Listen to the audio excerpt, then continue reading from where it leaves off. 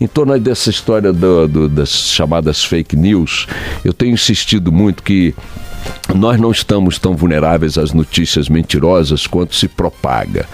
Essas fake news ganharam assim um ar de um grande cataclisma, uma grande ameaça à humanidade, sabe, como se fosse assim, uma coisa que estivesse prestes a ser manipulada e acabar com a liberdade, com o mundo, com as pessoas, manipular grandes resultados eleitorais, etc, etc e tal. E eu tenho insistido desde o início que nosso problema não são as notícias mentirosas, mas as notícias ruins. Não é o fake news, mas o fuck news, a notícia lixo, que muita gente, muitos jornais ainda grandes no mundo inteiro tratam como se fosse uma coisa. Por exemplo, só para ficar no fato de hoje, né? E confesso a vocês uma confusão e uma ignorância muito grande, estou lendo e ouvindo de vários comentaristas, né, que o encontro de Kim Jong-un com Donald Trump e o que dele resultou ontem em Singapura, onde está lá o nosso Danilo Fida, nosso ouvinte, não deu em nada, que é um encontro que o resultado objetivo é zero.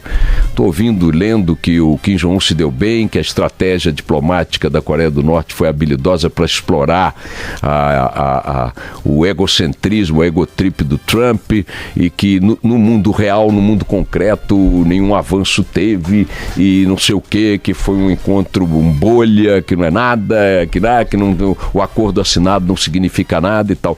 Eu aqui, na minha ignorância, tenho duas observações a fazer. A primeira é que eu acho que, repito, como ignorante, que foi um passo importante. Não quero nem saber qual é a intenção do Trump, nem a intenção do Kim Jong-un, mas se você comparar o status de tensão de 2, 3 meses, 4 meses atrás e nos últimos anos com o de hoje, é evidente que ele é menor.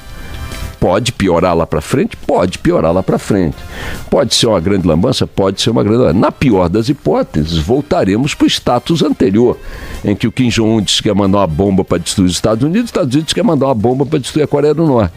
E aquelas trocas de amabilidades que nós acompanhamos aí nas últimas, muitos meses, né? Muitos meses.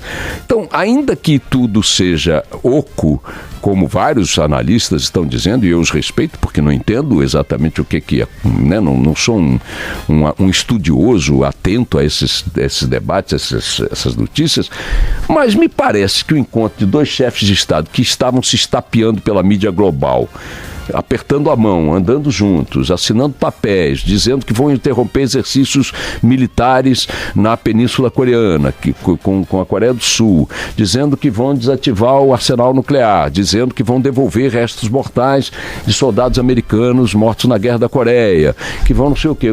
Me parece que distendeu. A ONU saudou, a Agência Internacional de Energia Atômica saudou, a Coreia do Sul saudou, os líderes internacionais saudaram o encontro de ontem, o Japão saudou o encontro. Então, eu não consigo entender por que está todo mundo criticando tanto o resultado do encontro. O encontro em si, para mim, como leigo, repito, parece uma coisa positiva. Agora, o segundo aspecto que remete à coisa da fake news é o seguinte: quando eu digo que o nosso problema não é notícia mentirosa, não é o fake news, mas o fuck news, é que se este fato de ontem tem este vácuo, esta ausência de conteúdo que os críticos estão indicando, não haveria por que dar-lhe o destaque que a imprensa global está dando. Esse é o que eu chamo de um exemplo, em tese, dentro desse raciocínio, de fake news. É algo que a imprensa sabe que não tem consistência, que não tem repercussão objetiva, que não tem efeito objetivo, e fica tratando como se fosse o grande acontecimento de uma era ou de um momento histórico, etc. e tal. Isso no plano global. Aqui no Brasil, toda hora a gente tem fake news aí nas manchetes, declaratórias, entre aspas, vou fazer, vou acontecer. O jornalista sabe que não vai fazer, sabe que não vai acontecer, sabe que aquilo é uma mentira, sabe que aquilo é uma conversa fiada. Muita notícia que ganha dimensão, que é um fato que remete a uma informação real, no sentido de que ela foi prestada, foi colhida e foi apurada, mas que produz a impressão de algo que não vai se materializar. Isso é que eu chamo de fake news.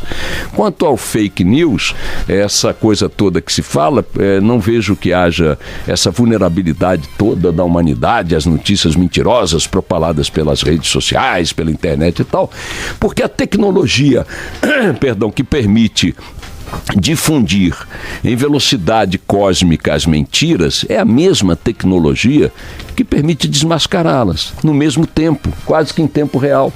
Nunca a humanidade, cada um de nós, esteve com tantos recursos ao alcance da mão para ver o que é uma conversa fiada e o que não é. O que é uma mentira, o que não é, o que é uma armação e o que não é. Então, se todo mundo hoje tem mais condições de desmascarar uma mentira, também é verdade que todo mundo tem mais condições de difundir uma mentira, mas estas tecnologias anulam o efeito danoso com o efeito benigno, que é o desmascaramento da mentira difundida eletronicamente. A mentira, minha gente, sempre existiu. Sempre existiu. O que foi a escravidão, que durou séculos, se não um sistema, um regime, um mercado, né? Uma lógica econômica baseada numa mentira colossal. Né? Da superioridade de uma raça sobre outra, do nivelamento dos negros ao padrão de animais de carga, animais de tração. Isso era uma mentira colossal, sobreviveu séculos. O que foi a mentira que levou, que tem mentira maior do que uma mentira repetida várias vezes se transforma numa verdade? De quem foi essa máxima? Foi de Goebbels, o homem da propaganda do regime nazista. O que foi o regime nazista? Um regime que, a partir de uma mentira ou de um conjunto de mentiras, fez uma guerra mundial que matou 52 milhões de pessoas, arrebatou a Alemanha, arrebatou a Áustria, seduziu mentes pelo mundo inteiro a partir de quê? De mentiras como, por exemplo, a da superioridade racial, a da pureza racial. Vejam o que fez essa mentira. E quantas ditaduras se mantiveram durante décadas a partir de mentiras baseadas em mentiras. Então a mentira sempre esteve aí. A mentira sempre esteve aí. A diferença é que ela era usada como um monopólio de quem tinha poder para ampliar seu poder ou preservar seu poder. Hoje, nós temos mais povos do mundo em condições de desmascarar essas mentiras. E, portanto, menos vulneráveis às mentiras, menos vulneráveis às fake news. Então, essa coisa ganhou essa retumbância toda por causa da eleição do Trump nos Estados Unidos, que disseram que foi fruto de fake news. E depois do Brexit, da saída da Grã-Bretanha, do Reino Unido, da União Europeia, que também teria sido manipulada como fake news. Aí eu pergunto, vocês acham que o Donald Trump é tão diferente assim do americano médio? Você acha que o americano médio não vota em Donald Trump com alegria, com paixão? Não gosta de ver isso que o Trump está fazendo? E mais, e se o Trump for reeleito? Onde é que nós vamos colocar a justificativa da reeleição? Para mim, o Trump reflete uma verdade de uma parte, se não majoritária, mas muito significativa, da população americana, do americano médio. Eles pensam daquele jeito. Esse povo é um povo que jogou 2 bombas atômicas, o único povo do mundo que jogou 2 bombas atômicas em cidades, e não tem nenhum drama de consciência por isso, que compra AK-47 na padaria junto com margarina e uma bisnaga de pão para fazer o que fazem. E acham normal.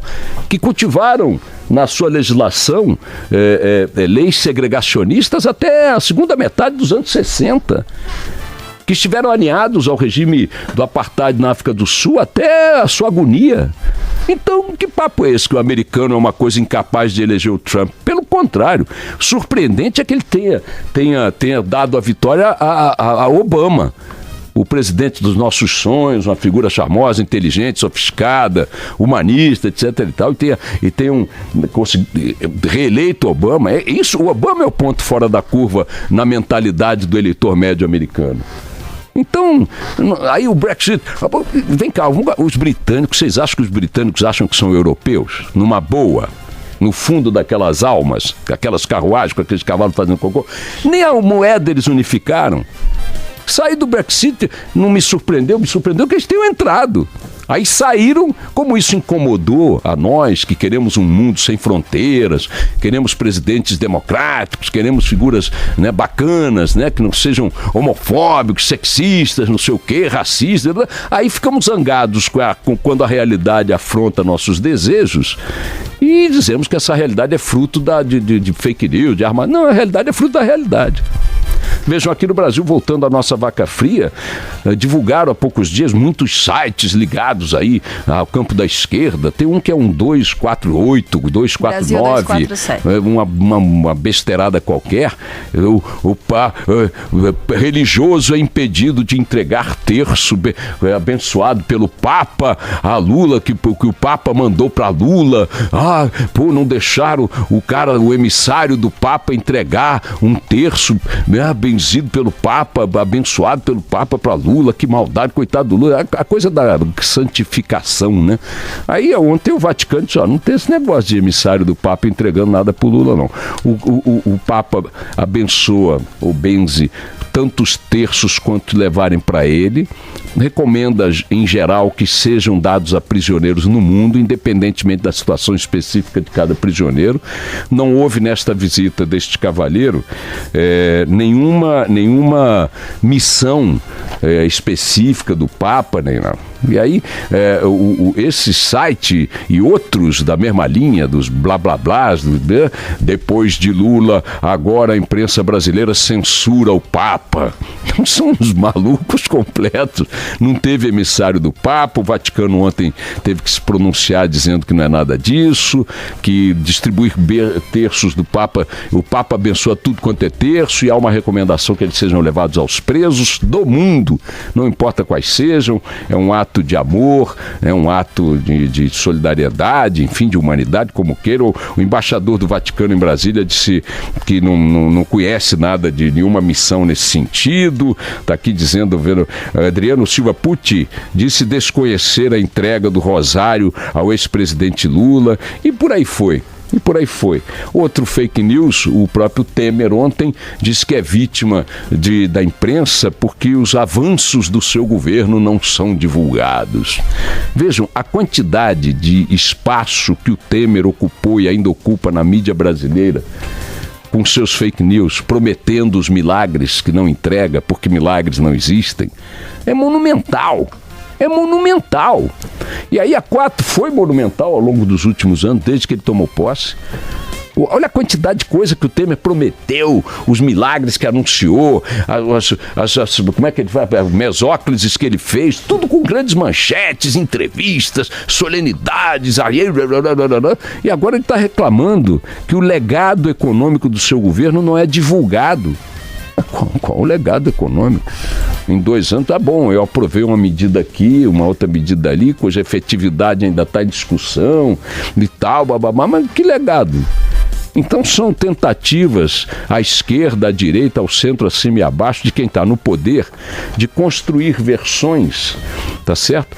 Que normalmente tem grande acolhida na imprensa, não porque sejam mentiras, na verdade, apenas porque sejam mentiras, mas porque são tratadas pela própria imprensa com a dignidade que lixo não devia ter.